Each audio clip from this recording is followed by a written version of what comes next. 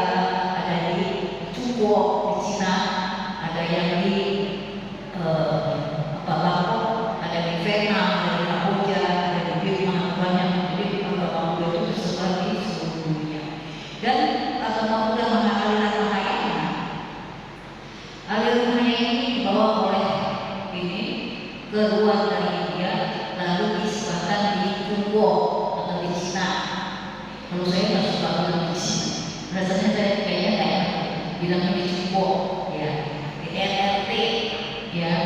Jadi agama Buddha dari India disebarkan di Jepang, di Tiongkok. Dan pada saat agama Buddha masuk ke dalam Jepang, di Jepangnya tersebut di situ sudah ada Konghucu, sudah ada Tridharma. Jadi sudah mereka sudah ada tradisi-tradisi dari Jepang sendiri, yang dari Cina sendiri juga udah ada. Jadi Konghucu ada, Tridharma ada, sudah ada di situ. Jadi agama juga. Jadi suruh kenapa bajunya aliran Mahayana beda dengan Theravada. Theravada ya. Jadi agama Buddha dari India itu ada 3 aliran. Yang itu yang resmi yaitu Mahayana, Theravada, dan Tantrayana. Tantrayana itu disebarkan di mana? Di Jepang selatan, ya, di Tibet, yang bawahnya ini sekali. Nah, dan kenapa di agama Buddha Tantrayana di Tibet? Di Tibet itu ini pakai ini sekali ini, jadi itu tangan-tangan nggak bisa tumbuh, ada di binatang. Maka itu dari Tantrayana dia nggak mengenal cai-cai, karena semua susah, nggak mau tanam apa nggak bisa tumbuh. Ya, jadi yang penting dia punya ajarannya adalah sama. Mau Mahayana mau Theravada mau Tantrayana sama. Intinya adalah ajaran Sang Buddha. Intinya sama. Cuma karena disebar oleh orang jadi ke mana? Ke Jepang udah beda. Jepang ke Korea ke Vietnam udah beda karena dia punya tradisi di negara tersebut. Jadi bedanya di situ. Kenapa kalau Theravada itu dia ininya bahunya kelihatan? Karena di India karena Buddha akhirnya di India. Ya, di situ Theravada kenapa ini tangan dirinya terbuka? Karena kan musim orang daerahnya nggak ada musim dingin panas, nggak jadi dia terbuka apa-apa. Kalau ini tangannya terbuka, dia disebabkan di Jumbo kan nggak mungkin. Di Jumbo di RRT itu dia ada 4 musim. Jadi ada musim panas, musim dingin, musim hujan, musim gugur, ada musim dingin, musim salju. Jadi kenapa misalnya nggak mungkin ininya terbuka, harus pakai kayak apa, baju Jumbo tuh, gambarnya panjang gitu. Yang pernah nonton silat nggak?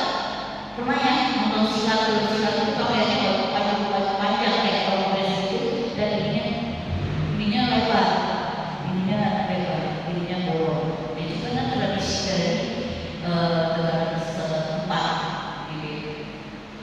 Lalu agama Buddha di Bangkok, di Kamboja itu sama Theravada. Di rumah lagi mereka bajunya sama, ininya terbuka. Ya. Jadi agama Buddha dibawa ke Jepang dan disesuaikan dengan kondisi budaya setempat. Ya, karena semua musim dingin, jadi bajunya harus dipakai Jepang gitu, harus bajunya lapis 2, lapis 3. Nah ini ya, mungkin ya. Jadi agama Buddha Mahayana hari lahirnya Sang Buddha beda dengan Theravada. Kenapa beda? Suhu karena dia dari bulan purnama, ya bulan purnamanya. Jadi bulan purnamanya tahun berapa sebelum Masehi. Nah di secara aliran Mahayana Buddha lahir bulan 4 tanggal 8. Meninggalnya bulan 2 tanggal 15 secara Mahayana ya. Lalu mencapai purnama sempurnanya bulan 12 tanggal 8. Lunar ya, bukan nasional, bukan lunar. Itu kan kalau tanggalan lahir di tengah-tengah kan ada tanggal 5 ya. Ya tanggal ini tahu ya tanggal. Nah itu lunar. Jadi dilihat dari lunarnya, dilihat dari purnama bulan purnamanya. Ya. Jadi secara Mahayana itu beda. Kalau di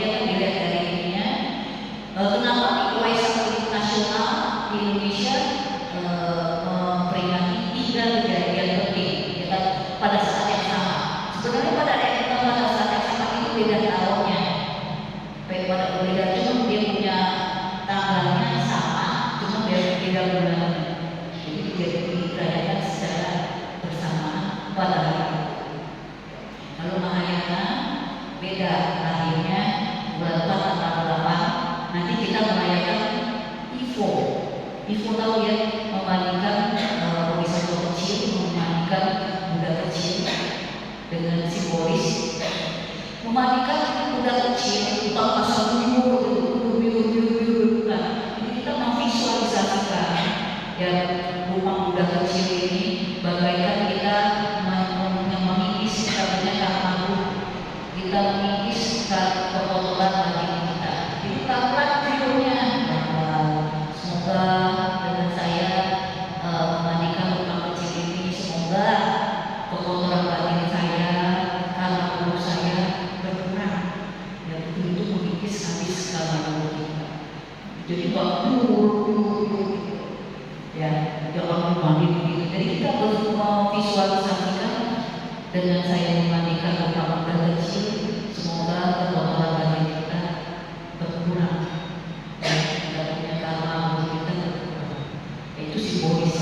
Jadi pada saat nanti di sini yaitu jatuhnya tanggal 5 Mei ya Ivo. Jadi di wihara kita dari sini kita Ivo tanggal 5 Mei jam 7 malam.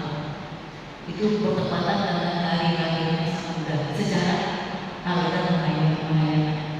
Jadi Bapak Ibu saudara-saudara sekalian silakan bisa hadir.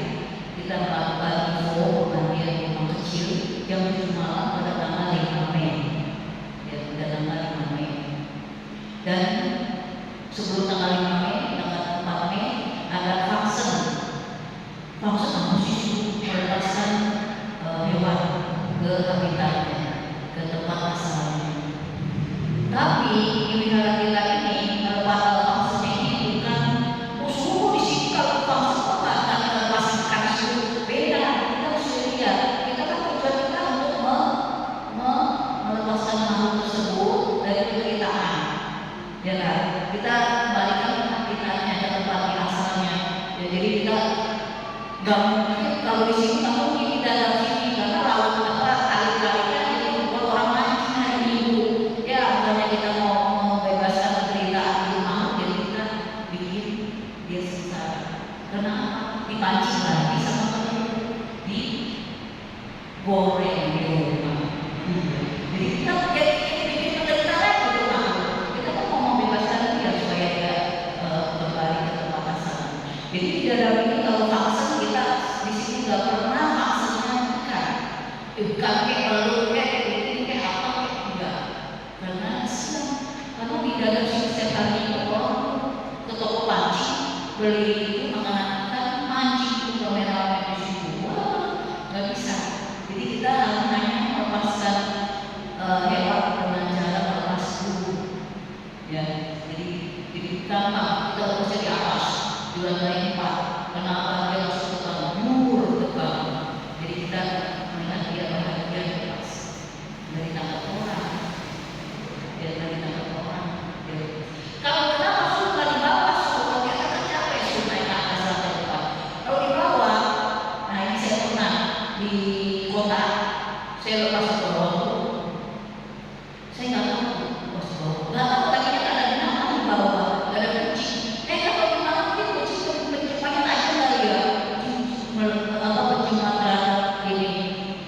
Begitu lepas itu 5.000 ekor, wow ini kucing muter, langsung capek. Kok gitu? Saya bilang ngeri banget kan kucing mengerikan, mencampur gitu.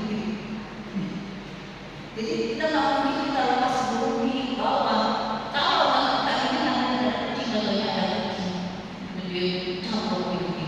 Jadi makanya kalau di sini kita lepasnya di lantai 4 dan 8 kaki.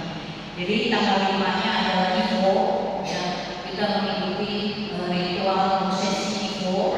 Ya Bapak Ibu silakan hadir. Dan hari Minggunya pagi jam 8 kita lakukan vaksin. Bagi yang bisa hadir silakan. Kenapa suka berapa? Saya ulang dulu. Saya lagi sibuk bagi vaksin. Bukan itu. Kalau di atas itu kan nggak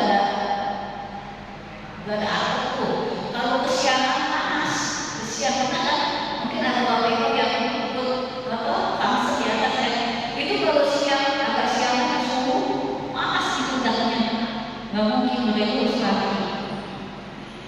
pagi dan setelah vaksin anak sekolah minggu dan anak kebaktian remaja juga melakukan info. Ya, jadi saya bagi waktunya demikian. Jadi untuk kebaktian umumnya infonya jam 7 malam tanggal 5 Mei dari keesokan harinya. Ya, itu sedikit pengumuman. Jangan lupa Bapak Ibu silakan bisa hadir. Dan mungkin Bapak Ibu ini sudah dengar sejarah atau riwayat hidup Sang Buddha atau pernah dengar. Jadi kita sebagai seorang siswa Sang Buddha, umat Buddha, seharusnya kita harus mencari tahu riwayat dari Sang Buddha. Harus sudah tahu Sang Buddha itu bagaimana. Jadi saya ulang kembali. Jadi Sang Buddha itu dia adalah seorang pangeran, ya putra raja, ya Mayabama, ya. Setelah lahir, itu lahirnya itu apa namanya dengan ibunya mimpi dulu apa pas ibunya masuk gajah putih, belalainya ada berapa? Ada yang tahu? Gajah putih belalainya ada. Nah, jadi mimpi dulu baru dia lahir dan kemudian lahir. Pada saat lahir itu istimewa sekali anak ajaib, anak calon muda. Jadi dia lahirnya begini. Kalau anak turun kan anak manusia lahir kan tidur, dia tidak, ya karena ini kan makhluk suci ya yang telah akan menjadi Buddha, calon Buddha. Jadi waktu lahirnya itu dengan cara berdiri, maju menapak. Jadi dia jalan-jalan begitu sekali langkah bunga teratai keluar, begitu langkah lagi bunga teratai keluar. Untuk apa sembuh? Itu jadi buat menopang karena ini kita Buddha kecil ini adalah calon Buddha karena untuk supaya kakinya tidak kena tanah yang kotor, jadi menjaga supaya kakinya tidak kotor.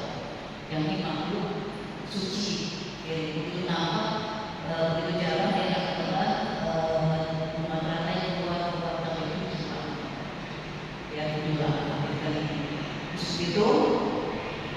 Setelah ini ada dinamakan bahwa jadi betapa suci menamakan ini yang telah akan menjadi pertapa, akan menjadi Buddha. Dan jadi mama mau apa nggak mau, nggak boleh ini anak harus jadi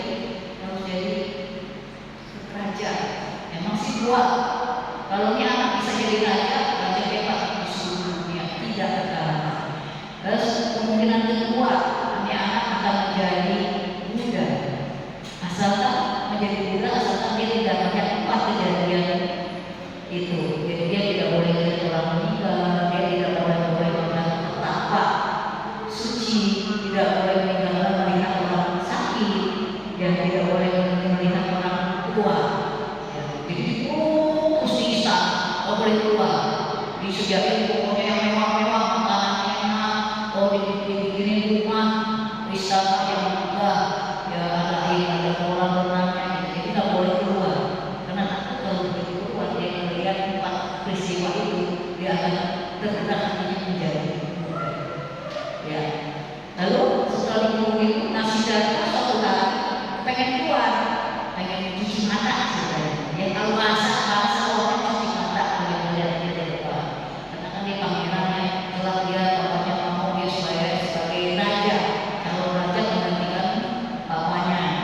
Jadi dia suatu hari dia minta izin sama orang tuanya, saya mau keluar karena dia nanti akan jadi raja, dia harus tahu bagaimana di luar. Lalu setelah dia keluar, lalu raja menyuruh semua anak buahnya jangan sampai ini jalanan bersihin, jangan sampai ada hal-hal yang menyebabkan si pangeran ini tergerak. Jadi semua orang sakit di sini, maksudnya nggak boleh keluar. Tapi suatu hari dia ketemu juga orang sakit, pertama suci, orang meninggal, yang orang tua. Dan ini 4 orang ini adalah utusan dewa.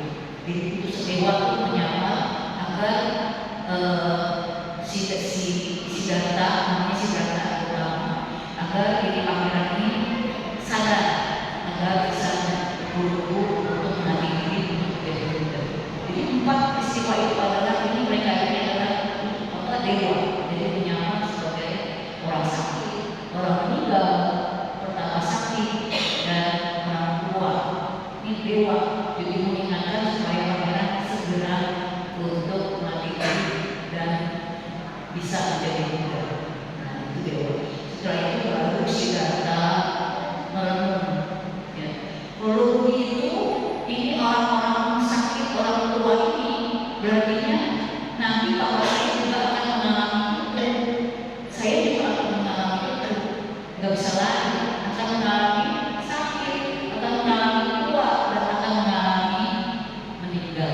Gak bisa lagi. Makanya dia merenung. Bagaimana untuk menolong bisa terhindar dari usia tua, sakit dan mati. Nah, sudah mulai tergerak hatinya, ya Siddhartha tergerak hatinya, dia mau melatih diri. Kemudian dia meninggalkan di sana, meninggalkan kekayaan, meninggalkan tahta kerajaan, lalu dia potong rambutnya, lalu dia ke hutan dan ke hutan untuk melatih diri, terus melatih diri.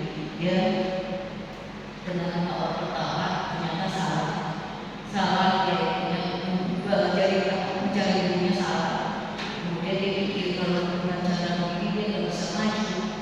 Lalu kemudian dia pergi sendiri, lalu dia menyiksa diri selama 6 tahun. Menyiksa diri dengan makan sepenuhnya beras sampai dia kurus badannya, tinggal kulit sama tulang. Makanya udah pingsan, udah hampir mati. Pingsan.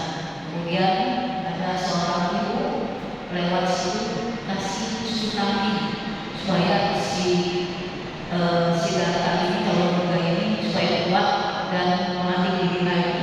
Dan seorang ibu ini namanya Sujata terus memberi susu kambing. Kemudian si Siddhartha ini lalu bangkit lagi, dia meditasi di bawah bulu dan ketika kalau dia tidak mencapai kesempurnaan, dia tidak akan bangun dari meditasi. Jadi dia meditasi terus, walaupun itu dewa setan mengganggu juga dengan cara pokoknya menyamarkan diri lah, putri cantik lah, supaya menggoda, supaya jangan berhasil dari Buddha. Jadi terus ada aja godaan dari setan, dari apa, dari Buddha terus goda. Tapi tekad sang Buddha tetap bersemangat, tekad terus meneruskan meditasi sampai menjadi Buddha. Maka itu kenapa kita memperingati Waisak? Kenapa kita melakukan, kalau secara Mahayana kita melakukan Iko, simbolis memandikan lupa Buddha kecil. Kita harus lebih berpikir, kita memperingati Waisak intinya adalah kita mengikuti jejak sang Buddha, mengikuti tekad dan semangat yang luar biasa dari sang Buddha. Harus tekad dan semangat untuk bisa melepaskan penderitaan dunia ini. Ya, jadi kita melihat sosok sang Buddha berhasil menjadi Buddha karena tekad dan semangatnya yang kuat. Dia berusaha meditasi sampai menjadi Buddha. Diambil Allah. Ya, jadi kita terus bagaimana setiap kali kita memperingati hari Waisak itu kita selalu mengingat semangat dan tekad sang Buddha. Begitu juga Bante Tudong. Bante Tudong yang sekarang ini lagi jalan, nanti dia udah sampai ke Jakarta. Setelah dari Jakarta dia pergi lagi ke Borobudur untuk memperingati Waisak di Borobudur, detik-detik Waisak. Kenapa suruh itu jalan kaki dari Bangkok, dari Thailand, jalan kaki susah payah, karena panas, kena hujan, jalan kaki masuk ke Malaysia, ke Singapura, kemudian ke Indonesia dengan jalan kaki berapa puluh ribu kilometer. Itu adalah sebagai apa namanya? Mengikuti jejak sang Buddha, tekad dan semangat. Ya itu, jadi kita berjalan kaki. Itu yang melakukan hukum. Ada yang di Cungpo di Cina, dia melakukan hukum cuma di dalam negeri Cungpo aja. Dia tutup dari daerah mana, jalan kaki sampai ke mana. Nah banyak di Kamboja juga, jadi cuma di dalam negeri doang. Tapi ini Babe Tulung, dia dengan nekat semangat seperti sang Buddha, tidak putus asa dari Bangkok, dari Thailand jalan kaki masuk Malaysia, kemudian masuk Singapura dan masuk Indonesia. Ini nanti minggu ini sampai di Jakarta, kemudian selesai Jakarta langsung dia ke Pulau Bubur jalan kaki. Karena mereka ada semangat mengikuti jejak sang Buddha, mereka semangat untuk bisa ketemu mengikuti detik-detik Waisak di Borobudur. Ya, kita pun harus punya semangat dan tekad yang sama dengan sang Buddha, tidak pernah putus asa. Kita harus menebarkan jiwa cinta kasih seperti sang Buddha. Ya harus punya tekad semangat dan harus cari pendidikan anak muda yang udah pakai. Nah, punya tekad semangat. Apa gunanya kita melihat untuk belajar lihat untuk belajar baca balita, ya untuk belajar baca balita supaya apa kita lebih mendekatkan diri dengan Buddha. Dengan kita membaca kitab suci, kita tuh dilindungi oleh para Buddha, para dewa. Kemanapun kita selalu diberikan perlindungan dan rezeki berkah. Jadi kita gunanya melihara yaitu kita mau rumah Buddha di sini. Buddha, walaupun Buddha sudah lama meninggal. Kenapa kita selalu bersujud di hadapan lupang? Lupang cuma sebagai tambang, tapi kita bersujud yaitu dengan mencontoh tekad dan semangat dari sang Buddha. Jadi kita bersujud menghormat itu pahalanya luar biasa.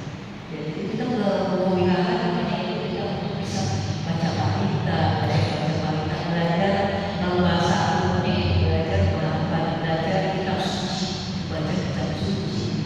Kita melakukan kebajikan, kita mencontoh apa yang sudah dilakukan oleh sang Buddha sebelum mencapai penerimaan sang Buddha, sebelum menjadi Buddha. Tekad semangatnya luar biasa. Kita contoh, jadi kita selalu bersujud sama sang Buddha. Walaupun sang Buddha sudah lama.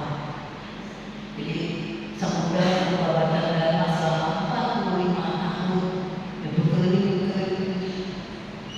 Zaman dulu berkeliling tidak ada taksi online, tidak ada taksi online. Jadi jalan keluar masuk hutan, begitu berapa lautan, naik gunung, jalan kaki, tidak ada kapal terbang, tidak ada taksi online, Gojek, Grab itu tidak ada, jalan kaki. Sang Buddha jalan kaki, membawakan dharma selama 45 tahun. Itu tekad dan semangatnya yang kuat, keyakinan yang kuat. Ya. Jadi sang Buddha mencapai penerimaan sempurna pada usia 35 tahun, wafat pada usia 80 tahun. Ya, mencapai penerimaan sempurna dan wafat. Yang itu kita memperingati, kalau secara wadah Waisak nanti Waisak bulan Mei kita secara umum memperingati 3 peristiwa penting: hari lahirnya, hari mencapai penerimaan sempurna dan wafatnya. Lalu secara Ramayana kita pada tanggal bulan 4 tanggal 8 jatuhnya nasional yaitu tanggal 5 Mei kita adakan prosesi memandikan rupa Buddha kecil atau Ifo. Begitu. Ya, itu selalu secara Ramayana di simbolis dengan cara memandikan rupa Buddha. Ya. Biasanya kalau Waisak secara nasional banyak dari orang-orang melakukan pradaksina, ada samsakipai, itu karena menunjukkan rasa keyakinan yang tinggi dan rasa semangat dan tekad seperti itu bangsa. Ya gitu ya. Jadi kalau nanya dari luar namanya kenapa Waisak atau Waisaknya beda, itu dia karena dilihat dari bulan purnama, yang bulan purnamanya jatuhnya pada saat kapan. Dan biasanya kalau pada saat Waisak ada yang vegetarian, jadi mereka ya kalau kita vegetarian nggak apa-apa, ya belajar nggak harus 100% vegetarian, nggak harus, dimulai pelan-pelan belajar gitu, ya. Jadi Sang Buddha setelah mencapai penerangan sempurna, ya, setelah mencapai penerangan sempurna, apa yang dilakukan Sang Buddha setelah mencapai penerangan sempurna di bawah Bodi? Pertama-tama pada minggu kedua, ya, minggu satu dia mencapai penerangan sempurna, minggu kedua dia lihat Bawah Bodi, dia bersyukur, terima kasih Bawah Bodi sudah melindungi dia sampai mencapai penerangan sempurna, sampai dia Buddha, dia memandang Bawah Bodi. Di minggu ketiga dia membuat jembatan emas di udara karena kegaibannya, karena dia punya manusia luar biasa bikin kegaiban, bikin jembatan emas di udara. Karena dia kan selalu muda, dia punya kekuatan luar biasa. Lalu minggu keempatnya di daerah Sono turun hujan, dan turun hujan dia sama muda pertama lagi meditasi lagi. Kemudian ada satu ular kobra. Ular kobra itu dia lari ke belakang Sang Buddha, lalu memayungi Sang Buddha dalam meditasi. Pernah nggak ada lubang Buddha di belakangnya ular gede memayungi? Pernah? Kita ada di mana? Di Bogor ada. Yang lubangnya lubang Buddha, kemudian itu ular gede kobra. Jadi dia memayungi Buddha jangan sampai kehujanan. Kalau pernah ke Borobudur pernah lihat kalau ini ya itu. Ya, jadi Sang Buddha setelah mencapai penerangan sempurna dia ternyata musuh manusia apa sih? Adalah diri dia sendiri, kita sendiri.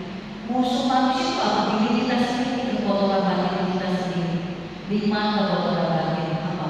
Kebencian, kebodohan, kesalahan, ya itu musuh utama manusia. Kalau kita bisa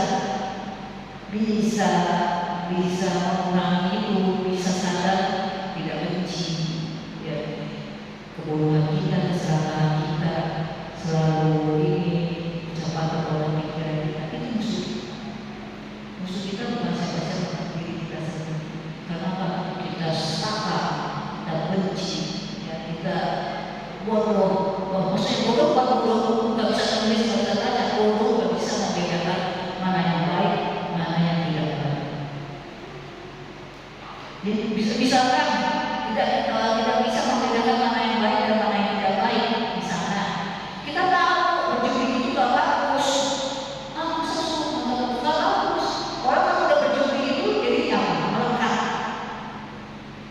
Ya gak apa-apa, suruh boleh ini deh. Ada satu teman kamu jangan berjudi ya. Enggak, suruh cuma boleh ini deh. Kenapa? Walaupun dengan boleh itu saya ngomong mengenai hubungan batin. Tidak bisa membedakan mana yang baik, mana yang tidak baik. Cuma boleh ini suruh apa-apa katanya. Iseng dari 2000. Nah jadi keterusan. Lagi. Benar itu. Benar. Jadi keterusan. Gak bisa putus. Dari kebiasaan berjudi ini saya ngomong yang kelihatan yang nyata. Dari kebiasaan berjudi akibatnya kalau kalah dia pulang ke rumah istrinya nggak perolehin, istrinya dipukulin. Udah berjudi itu temennya dapat minuman keras, udah gagal judi, mabuk. Saya ada tuh rumah dia curhat sama saya, katanya dia selalu KDRT dari suaminya. Kalau judi istri dipukulin, bergegara judi mabuk, pulang istri. Kenapa ya kalau memang jenisnya cuma 2000. Jadi namanya moha, kebodohan batin, tidak bisa membedakan. Ini seharusnya tidak baik, seharusnya saya tinggalin. Tapi terus tak selesai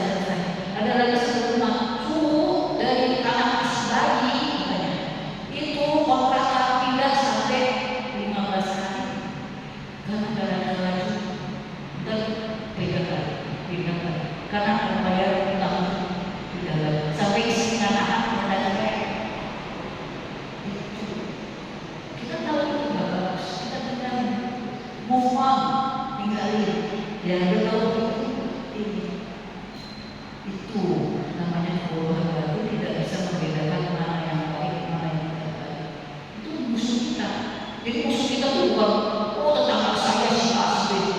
Kita bisa nggak mengalahkan kita punya ego? Bisa. Belajar untuk bisa koreksi diri, ngaca, oh iya ini nggak bagus.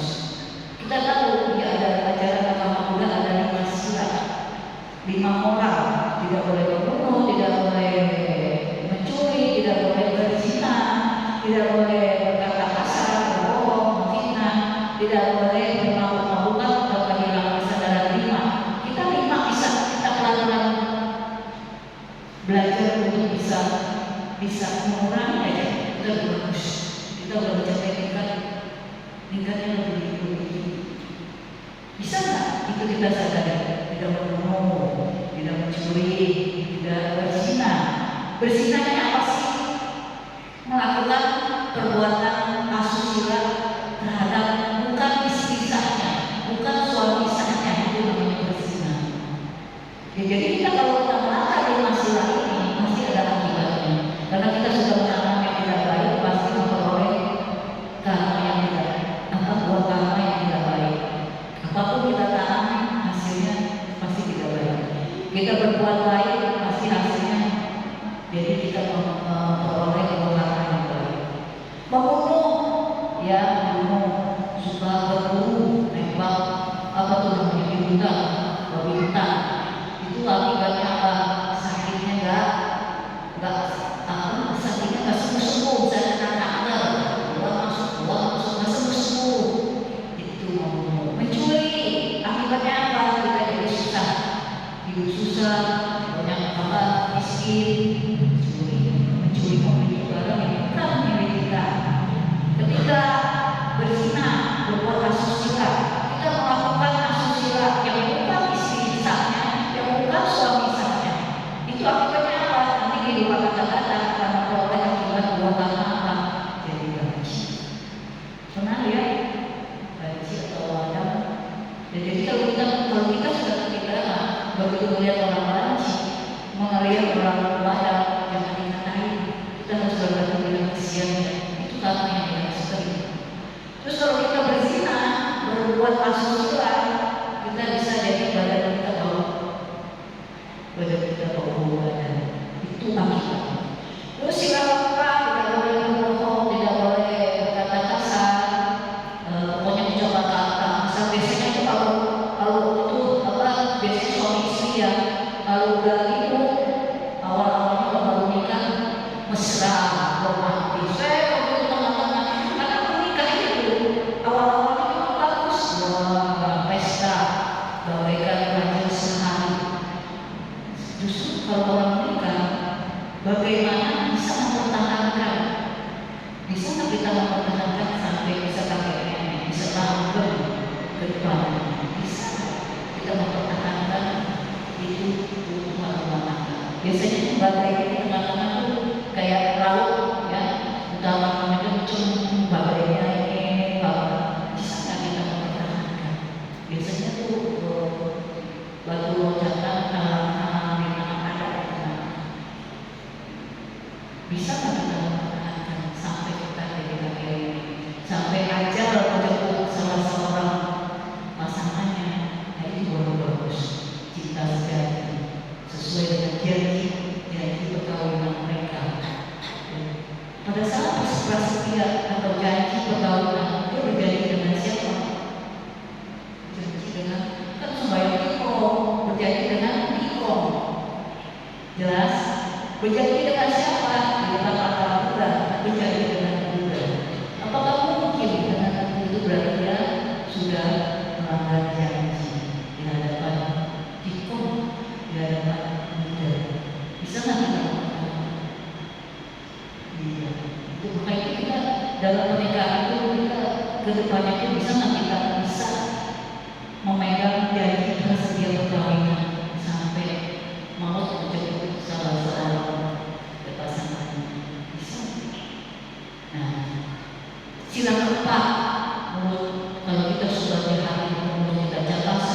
biasanya tuh saya tuh pernah pertemuan, ya suami saya katanya ngomel mulu, binatang itu semua, anjing, babi, katanya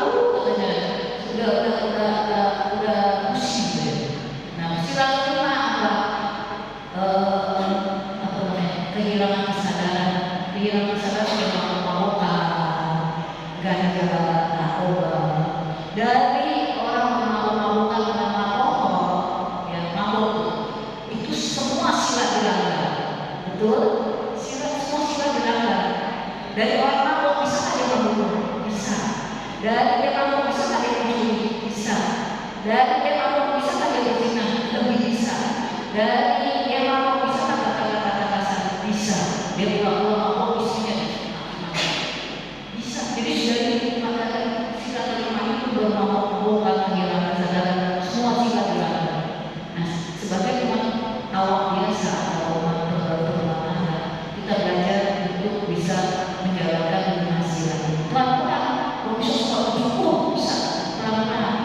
Kita selalu ingat, oh ya udah bilang tidak boleh begini. Pelan-pelan, bertahap, yang nggak bisa sekaligus.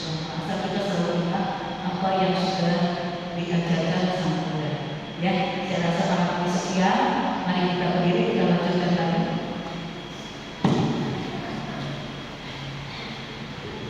Buka halaman 22, karena yang luar biasa. Oh bukan, karena keyakinan halaman 21. Halaman 21. Aku berlindung kepadamu, aku berlindung kepada Rama, aku berlindung kepada sampai depan balai bahagia. Aku berlindung kepada Buddha, aku berlindung kepada Rama, aku berlindung kepada sampai pandai bahagia. Aku berlindung kepada Buddha, aku berlindung kepada Dharma, aku berlindung kepada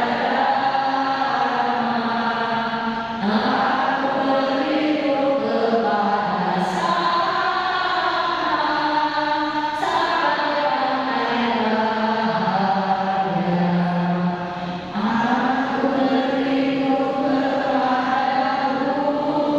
bahagia dengan jasa dan pahala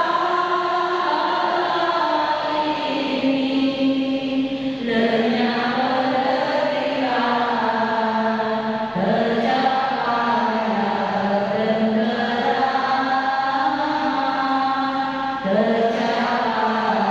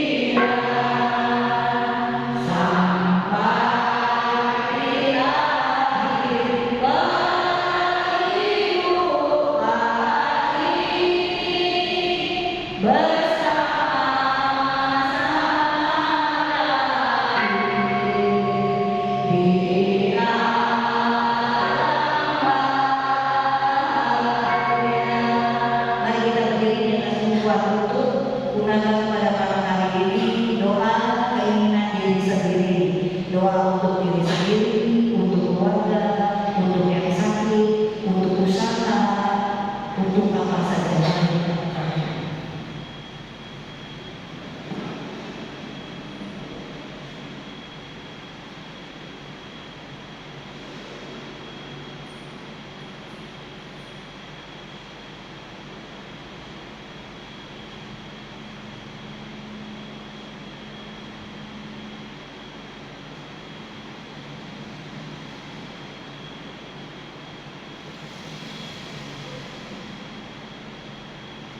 Namo Sakyam Budi Budaya, Namo Sakyam Budi Budaya, Namo Sakyam Budi Budaya, yang Maha Suci, yang Maha Agung Sakyam Budi Buddha, yang telah mencapai keterangan sempurna, sempurna tinggal tanduknya, sempurna penuh jalan menuju nirwana, mengenal segenap alam semesta ini, guru para dewa dan manusia. Pada malam hari ini seperti biasa kami melakukan puja bakti bersama atau berbakti bersama. Semoga para Buddha, para Bodhisattva, para dewa Buddha senantiasa melindungi kami semua yang hadir dalam acara ini. Semoga kami dijauhi dari mara bahaya, dijauhi dari wabah penyakit, dijauhi dari orang-orang yang ingin berbuat jahat terhadap kami. Semoga kami semua yang hadir dalam acara ini dapat menjalankan, dapat mempraktekkan ajaran Sang Buddha dalam kehidupan kami sehari-hari. Semoga kami dapat mengisahkan selama guru kami yang besar dari kecil jadi tiada. Juga jasa dan tawaran juga kami limpahkan untuk saudara-saudara sedang kami yang sedang menderita sakit, baik di rumahnya masing-masing maupun di rumah sakit. Semoga mereka diberikan kesembuhan dari penyakitnya. Semoga kami guru mereka yang besar dari kecil jadi tiada. Semoga mereka diberikan kekuatan, kesabaran dalam menghadapi penyakit ini. Juga jasa dan tawaran juga kami limpahkan untuk semua makhluk manapun juga, baik yang terlihat maupun yang tidak terlihat, baik yang kuat maupun yang lemah, baik yang jauh maupun yang dekat, baik yang di luar maupun di dalam, baik yang hidup di udara, di dalam bumi, di atas bumi, di atas air maupun di dalam air. Semoga semua makhluk terbebas dari penderitaannya. Semoga semua makhluk membuang sifat-sifat jelek mereka. Semoga semua makhluk hidup berbahagia. Semoga semua makhluk hidup berbahagia. Semoga semua makhluk hidup berbahagia. Semoga semua makhluk berjalan kemudahan. Om Santi Santi Santi, satu satu satu. Mari kita tutup kebahagiaan pada malam hari ini dengan masyarakat Hidayah.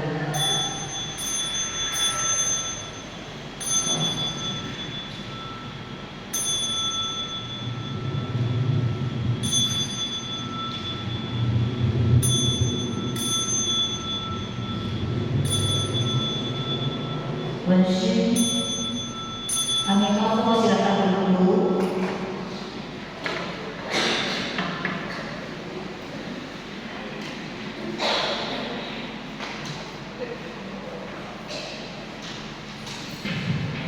Terima kasih Guru Besar yang telah mengisi bisa didapat bersama hari ini.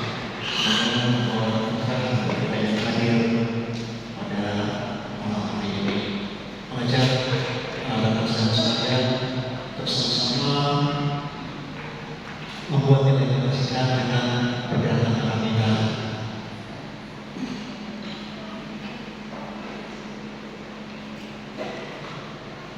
Marilah kita untuk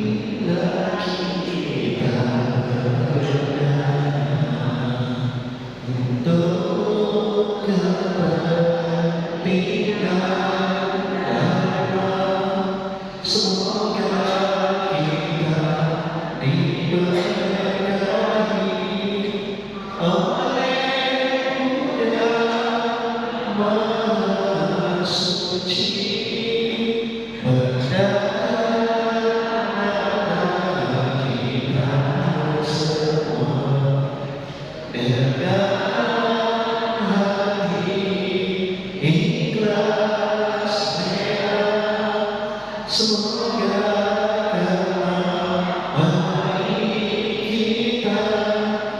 Ini